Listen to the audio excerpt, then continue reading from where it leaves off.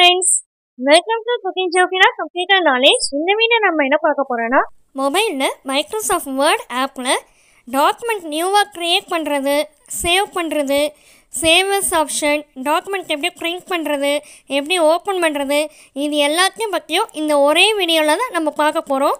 First Microsoft word app வந்து open பண்ணிக்கிறேன். Microsoft word app வந்து இன்ஸ்டால் பண்ணாதவங்க டவுன்லோட் பண்ணி இன்ஸ்டால் பண்ணி வச்சுக்கோங்க. ரைட் சைட் கார்னர்ல இருக்கிற ப்ளஸ் பட்டனை வந்து கிளிக் பண்ணிக்கோங்க. இப்போ இங்க நமக்கு வந்து வேற ஒரு ஸ்கிரீன் வந்து ஓப்பன் ஆயிருக்கு. இந்த ஸ்கிரீன்ல வந்து பிளாங்க் டாக்குமெண்ட், அடுத்து டெம்ப்ளேட்ஸ் எல்லாம் வந்து நிறைய வந்து கொடுத்துருக்காங்க. இப்போ இதுல ஃபர்ஸ்ட் வந்து நியூவா டாக்குமெண்ட் கிரியேட் பண்றதுக்கு பிளாங்க் டாக்குமெண்ட் வந்து நான் கிளிக் பண்ணிக்கிறேன். இப்போ இதை கிளிக் பண்ணதுக்கு அப்புறம் வேர்ட் பேஜ் வந்து நமக்கு வந்து ஓப்பன் ஆகும். இப்போ இதுல ஜஸ்ட் வந்து எல்லாமே வந்து என்ன ஃபிங்கர்ஸ் வச்சுதான் வந்து நம்ம டைப் பண்றது எல்லாமே வந்து நம்ம பண்ணுவோம். ஸோ இதில் வந்து ஒரு கிளிக் பண்ணிங்கனாவே அந்த கர்சர் சிம்பிள் வந்து நமக்கு வந்து டிஸ்பிளே ஆகும். இப்போ நம்ம டைப் பண்ண ஆரம்பிக்கலாம். ஒரு எக்ஸாம்பிளுக்கு குக்கிங் ஜோஃபினா கம்ப்யூட்டர் நாலேஜ் நம்மளோட சேனல் நேமை வந்து டைப் பண்ணிக்கிறேன். இப்போ அதை டைப் பண்ணதுக்கப்புறம் என்ன பண்ணணும்னா நெக்ஸ்ட் லைன் வரணும்னா கீழே இருக்கிற அந்த ஆரோ மார்க் வந்து கிளிக் பண்ணிக்கணும், டவுன் ஆரோவை. இப்போ நெக்ஸ்ட் லைனில் வந்து அந்த கர்சர் வந்து சிம்பிள் வந்து டிஸ்பிளே ஆகும்.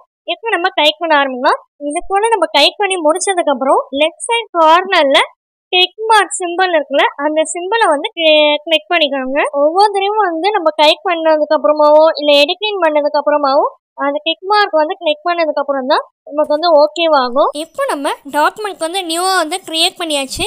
இப்போ டாக்குமெண்ட்டை இப்படி வந்து சேவ் பண்ணுறது அப்படின்றத பார்க்கலாம். இப்போ இந்த சேவ் பண்ணுறதுக்கான ஆப்ஷன் எதுன்னு பார்த்தீங்கன்னா ரைட் சைடில் 3 டாட்ஸ் இருக்குல்ல, அதை வந்து கிளிக் பண்ணிக்கோங்க. இப்போ இங்கே ஃபஸ்ட்டு இருக்கிற சேவ் ஆப்ஷனை வந்து கிளிக் பண்ணிக்கோங்க. இப்போ நமக்கு வந்து சேவ் பேஜ் வந்து ஓப்பன் ஆகிடுச்சு. ஆட்டோமேட்டிக்காக நம்ம வந்து நம்மளுடைய டாக்குமெண்ட் வந்து சேவ் பண்ணணும் அப்படின்னும் போது அந்த ஆட்டோ சேவ்னு இருக்குல்ல, அது வந்து ஆன்லேயே வச்சுக்கோங்க.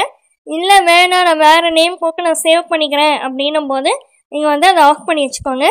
ஆஃப் பண்ணிவிட்டு கீழே வந்து ரீநேம் திஸ் ஃபைல் அப்படின்னு இருக்குல்ல, அதை வந்து கிளிக் பண்ணிக்கோங்க. இப்போ டிஃபால்ட்டாக நமக்கு மேலே என்ன நேம் இருக்குன்னா டாக்குமெண்ட் 1ன்னு இருக்கும். அதை வந்து டெலிட் பண்ணிவிட்டு நமக்கு என்ன நேம் வேணுமோ அந்த ஃபைல் நேம் வந்து நம்ம விருப்பப்படி வந்து கொடுத்துக்கலாம். இப்போ நான் ஒரு எக்ஸாம்பிளுக்கு ஜோஃபினான்னு வந்து நான் டைப் பண்ணிக்கிறேன். டைப் பண்ணிவிட்டு கீழே வந்து சேவ்ன்ற ஆப்ஷனை வந்து கிளிக் பண்ணிக்கிறேன். இப்போ நம்மளுடைய டாக்குமெண்ட் நேம் பார்த்தீங்கன்னா மேலே பார்த்தீங்கன்னா தெரியும் ஜோஃபினான்னு அங்கே வந்து நேம் வந்து டிஸ்பிளே ஆகுது. இது போல் தான் வந்து டாக்குமெண்ட் வந்து சேவ் பண்ணணும். இப்போ நம்ம டாக்குமெண்ட் வந்து சேவ் பண்ணியாச்சு. இப்போ அந்த டாக்குமெண்ட்டோடைய ஃபைல் நேமு, லொக்கேஷனு இது எல்லாத்தையும் வந்து சேஞ்ச் பண்ணுறதுக்கான சேவஸ் ஆப்ஷனை பற்றி தான் நம்ம பார்க்க போகிறோம். சேவஸ் ஆப்ஷன் எதுக்காக யூஸ் பண்ணுறோன்னா நம்ம ஆல்ரெடி சேவ் பண்ணி வச்சுருக்க ஒரு டாக்குமெண்ட்டோடைய லொக்கேஷனோ இல்லை ஃபைல் நேமு இதை வந்து நம்ம வந்து சேஞ்ச் பண்ணுறதுக்கு தான் வந்து இந்த சேவஸ் ஆப்ஷன் வந்து நம்ம யூஸ் பண்ணுறோம். நம்ம இந்த லொக்கேஷனோ ஃபைல் நேம்லாம் வந்து சேஞ்ச் பண்ணால் கூட அந்த ஃபைல் வந்து அதே போல் பழைய ஃபைல் வந்து அதே போல் அதே இடத்துல தான் வந்து இருக்கும். இப்போ நம்ம சேவஸ் ஆப்ஷன் கொடுக்கறது மூலமாக இன்னொரு ஃபைலாக வந்து க்ரியேட் ஆகிருக்கும். இன்னொரு ஃபைலாக வந்து வேறு லொக்கேஷனில் வேறு ஃபைல் நேமில் வந்து க்ரியேட் ஆகிருக்கும். ஓகே ஃப்ரெண்ட்ஸ், இதுக்கு ஃபஸ்ட்டு மைக்ரோசாஃப்ட் வேர்ட் ஆப்பை வந்து ஓப்பன் பண்ணிக்கிறேன். இப்போ ஆல்ரெடி சேவ் பண்ணி வச்ச ஒரு டாக்குமெண்ட்டே வந்து ஓப்பன் பண்ணிக்கிறேன். இப்போ ஓப்பன் பண்ணிவிட்டு இதில் வந்து எக்ஸ்ட்ராவாக வந்து நான் வந்து டைப் பண்ணிக்கிறேன். இப்போ இந்த இதுக்கு கீழே வந்து எடிட்டுன்னு அந்த பென்சில் சிம்பிள் இருக்குல்ல, அதை வந்து கிளிக் பண்ணிக்கோங்க. கிளிக் பண்ணிவிட்டு நீங்கள் எக்ஸ்ட்ராவாக ஏதாவது டைப் பண்ணணும் கூட டைப் பண்ணிக்கலாம். இப்போ நான் ஒரு எக்ஸாம்பிளுக்கு this is my computer channel it's very useful for you அப்படின்னு சொல்லி டைப் பண்ணிக்கிறேன். இப்போ அதை டைப் பண்ணிவிட்டு கீழே வந்து என்னென்னா அந்த பேக் பட்டனை வந்து கிளிக் பண்ணிக்கிங்கன்னா இப்போ அந்த கீபோர்டு வந்து மறைஞ்சிரும். இப்போ லெஃப்ட் சைட் கார்னரில் இருக்கிற அந்த டிக் மார்க் சிம்பிளை வந்து கிளிக் பண்ணிக்கோங்க. இப்போ கிளிக் பண்ணிவிட்டு நெக்ஸ்ட்டு வந்து ரைட் சைடில் 3 டாட்ஸ் இருக்குல்ல, அதை வந்து கிளிக் பண்ணிக்கோங்க. கிளிக் பண்ணிக்கிங்கன்னா ரெண்டாவதாக இருக்கிற சேவஸ் அப்படின்ற ஆப்ஷனை வந்து கிளிக் பண்ணிக்கோங்க. இது இப்போ கிளிக் பண்ணிட்டோன்னே நம்ம ஆல்ரெடி சேவ் பண்ணி வச்ச டாக்குமெண்ட் வந்து வேறு லொக்கேஷனில் வந்து செலக்ட் பண்ண போகிறோம். இப்போ நான் எந்த லொக்கேஷன் வந்து செலக்ட் பண்ண போகிறேன்னா ஒன் டிரைவில் வந்து ஏற்கனவே வந்து சேவ் பண்ணியிருந்தேன். இப்போ இதுக்கு பதிலாக வந்து திஸ் டிவைஸ்ன்னு இருக்குல்ல, அதை வந்து செலக்ட் பண்ணிவிட்டு அதுக்குள்ளே வந்து டாக்குமெண்ட்டுன்றதை செலக்ட் பண்ணிக்கிறேன். இப்போ வந்து லொக்கேஷன் வந்து செலக்ட் பண்ணியாச்சு. இப்போ கீழே ஃபைல் நேம் வந்து நம்ம டெலிட் பண்ணிவிட்டு வேற ஒரு ஃபைல் நேம் வந்து கொடுக்க போகிறோம். இப்போ ஒரு எக்ஸாம்பிளுக்கு அங்கே வந்து ஜோஃபினான்னு இருக்குது, அதை நான் டெலிட் பண்ணிவிட்டு குக்கி ஜோஃபினா அப்படின்னு வந்து நான் வந்து அங்கே வந்து டைப் பண்ணிக்கிறேன். இப்போ இதை டைப் பண்ணி முடிச்சதுக்கப்புறம் கீழே இருக்கிற கீபோர்ட்லேயே வந்து கிளிக் மார்க் சிம்பிள் இருக்குல்ல, அதை வந்தாலும் கிளிக் பண்ணிக்கலாம். இல்லை பக்கத்தில் தெரியுற சேவ் ஆப்ஷனு ரெண்டுக்குள்ள எது வேணாலும் வந்து நீங்கள் வந்து கிளிக் பண்ணிக்கலாம். இப்போ எதை கிளிக் பண்ணாலும் அங்கே டாக்குமெண்ட் வந்து சேவ் ஆகிடும். இப்போ மேலே டிஸ்பிளேயில் பார்த்தீங்கன்னா தெரியும் பேஜ் ஆஃப்னா நம்மளுடைய ஃபைல் நேம் வந்து சேஞ்ச் ஆகிருக்கு. ஃப்ரெண்ட்ஸ், இப்போ நம்ம ஆல்ரெடி சேவ் பண்ணி வச்ச டாக்குமெண்ட் வந்து எப்படி ஓப்பன் பண்ணுறது அப்படின்றத பார்க்கலாம். இதுக்கு ஃபஸ்ட்டு மைக்ரோசாஃப்ட் வேர்ட் ஆப்பை வந்து ஓப்பன் பண்ணிக்கிறோம். இப்போ இந்த மைக்ரோசாஃப்ட் வேர்ட் ஆப்பை வந்து ஓப்பன் பண்ணதுக்கப்புறம் இது போல தான் வந்து இன்டர்ஃபேஸ் வந்து இருக்கும். நம்ம ஆல்ரெடி சேவ் பண்ணி வச்ச டாக்குமெண்ட் வந்து ரீசன்ட்ன்ற ஆப்ஷன்லேயே வந்து நமக்கு வந்து லிஸ்ட் வந்து டிஸ்பிளே ஆகிடும். அதுலேயே வந்து என்னென்னா இப்போ நான் ஒரு டாக்குமெண்ட் வந்து ஆல்ரெடி சேவ் பண்ணி வச்ச டாக்குமெண்ட் வந்து ஓப்பன் பண்ணி காட்டுறேன் பாருங்க. இப்போ நான் அங்கே வந்து ஜோஃபினான்ற நேமில் இருக்க டாக்குமெண்ட் வந்து ஓப்பன் பண்ணிக்கிறேன். இப்போ என்னுடைய டாக்குமெண்ட் வந்து ஓப்பன் ஆகிடுச்சு. இது போல தான் வந்து டாக்குமெண்ட் வந்து ஓப்பன் பண்ணணும். ஒருவேளை உங்களுக்கு வந்து அந்த ரீசன்ட் பிளேஸில் வந்து நீங்கள் சேவ் பண்ணி வச்ச டாக்குமெண்ட் இல்லை அப்படின்னும் போது ரைட் சைடில் கார்னரில் இருக்கிற ஓப்பன்ற ஆப்ஷனை வந்து கிளிக் பண்ணிக்கோங்க. இப்போ நம்ம ஆல்ரெடி சேவ் பண்ணி வச்ச டாக்குமெண்ட் வந்து எந்த லொக்கேஷனில் சேவ் பண்ணி வச்சோமோ அந்த லொக்கேஷனை வந்து ஃபஸ்ட் வந்து செலக்ட் பண்ணிக்கணும்.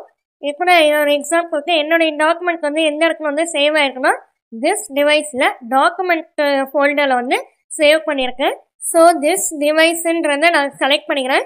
செலக்ட் பண்ணிக்க டாக்குமெண்ட் ஃபோல்டரை வந்து நான் கிளிக் பண்ணிக்கிறேன். இப்போ இந்த இடத்துல வந்து நான் ஆல்ரெடி சேவ் பண்ணி வச்ச டாக்குமெண்ட் எல்லாமே வந்து டிஸ்பிளே ஆகுது. வந்து என்னுடைய டாக்குமெண்ட்டு அதை வந்து இப்போ நான் செலக்ட் பண்ணிக்கிறேன்.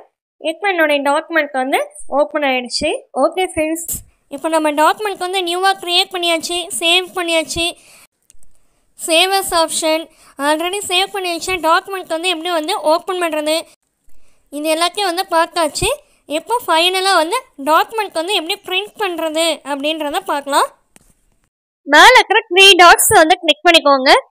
இப்போ கிளிக் பண்ணோடனே கீழே வந்து பிரிண்ட்னு ஒரு ஆப்ஷன் இருக்கும், அதை வந்து கிளிக் பண்ணிக்கோங்க. இப்போ பிரிண்ட்டுக்கு உண்டான செட்டிங்ஸ்லாம் இங்கே வந்து டிஸ்பிளே ஆகுது. இப்போ மேலே பார்த்தீங்கன்னா ஒரு டவுன் ஏரோ வந்து அங்கே வந்து இருக்கும், அதை வந்து கிளிக் பண்ணிக்கோங்க. இப்போ அதை கிளிக் பண்ணோடனே ஃபர்ஸ்ட் ஆப்ஷனாக என்ன இருக்குன்னா காப்பீஸ். நம்ம வந்து இந்த பேப்பரை வந்து எத்தனை காப்பி வந்து நம்ம வந்து பிரிண்ட் பண்ண போகிறோம் அப்படின்றத அங்கே வந்து கிளிக் பண்ணிக்கோங்க. நான் இன்னும் பிரிண்டரில் வந்து இது வந்து கனெக்ட் பண்ணலை, ஸோ அதை வந்து ஆக்டிவ்ல வந்து எனக்கு காமிக்க மாட்டேங்குது. இப்போ நீங்கள் பிரிண்டரோட கனெக்ட் பண்ணிக்கிங்கன்னா எத்தனை காப்பீஸ்ன்னு அங்கே வந்து டிஸ்பிளே ஆகும். அதை வந்து நீங்கள் எத்தனை காப்பீஸோ அந்த நம்பரில் வந்து டைப் பண்ணிக்கோங்க. நெக்ஸ்ட் ஆப்ஷனாக இருக்கிறது என்னன்னா கலர். இப்போ வந்து பிரிண்டருக்கு வந்து கலரில் வேணுமா இல்லை பிளாக் அண்ட் ஒயிட்டில் வேணுமா அப்படின்னு 2 ஆப்ஷன் வந்து கிளிக் கொடுத்துருக்காங்க. அதில் வந்து எந்த ஆப்ஷன் வந்து உங்களுக்கு ஓகேவோ, கலரில் வேணும்னா கலர், இல்லைன்னா பிளாக் அண்ட் ஒயிட்டில் வேணும்னா பிளாக் அண்ட் ஒயிட்னு ஃபர்ஸ்ட் ஆப்ஷன் வந்து கிளிக் பண்ணிக்கோங்க. இப்போ நெக்ஸ்ட் ஆப்ஷன் என்ன இருக்குன்னா 2 சைடட், அதாவது 1 சைடில் மட்டும் நமக்கு வந்து பிரிண்ட் அவுட் வேணுமா இல்லை டபுள் சைடுமே வேணுமா அப்படின்றது அங்கே வந்து கொடுத்துருக்காங்க. 2 சைடட் வேணும் அப்படின்னும் போது நம்ம வந்து அங்கே வந்து எஸ் கொடுத்துக்கலாம், இல்லைன்னா நோன் கொடுத்துக்கோனா. இல்லை 1 சைடு மட்டும் தான் பிரிண்ட் அவுட் வேணும் அப்படின்னும் போது நம்ம வந்து நோன் அப்படின்னு கொடுத்துக்கலாம். இப்போ ரைட் சைடில் ஃபர்ஸ்ட் ஆப்ஷன் என்னன்னு பார்த்தீங்கன்னா பேப்பர். இதில் பேப்பரில் வந்து எந்த மாதிரி வந்து லெட்டர்ஸ் வந்து இருக்கணும், லெட்டரில் இருக்கணுமா இல்லை A4 ஷீட்டில் இருக்கணுமா, இது மாதிரி வந்து தனித்தனியாக வந்து நிறைய வந்து ஸ்டைல்ஸ் எல்லாம் பேப்பர் சைஸ் எல்லாம் வந்து கொடுத்துருக்காங்க. அதை வந்து எது நமக்கு ஓகேவோ அதை வந்து நம்ம வந்து செலக்ட் பண்ணிக்கலாம். நெக்ஸ்ட் ஆப்ஷன் என்னன்னா லே அவுட். லே அவுட்ல வந்து போர்ட்ரைட்டா இருக்கணுமா லேண்ட்ஸ்கேப்பா இருக்கணுமா அப்படின்னு சொல்லி கேட்டிருக்காங்க. போர்ட்ரைட்னா வெர்டிகல் ஆர்டர்ல வந்து நமக்கு வந்து பேப்பர் சைஸ் வந்து வரும்.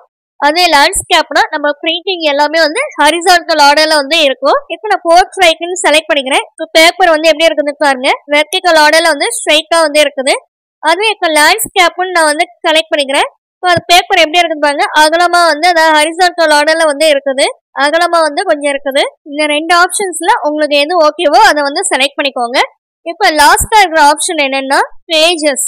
பேஜஸ்ல வந்து அதே போல வந்து 2 ஆப்ஷன் இருக்கும், ஆல்னு இருக்கும், ஒன்று வந்து இன்னொன்று ஒன்று ரேஞ்சுன்னு இருக்கும். ஆல்னு இருக்கிற ஆப்ஷன் என்னன்னா எல்லா பேப்பர்ஸையும் வந்து பிரிண்ட் அவுட் பண்ணணுமா அப்படின்னு அர்த்தம்.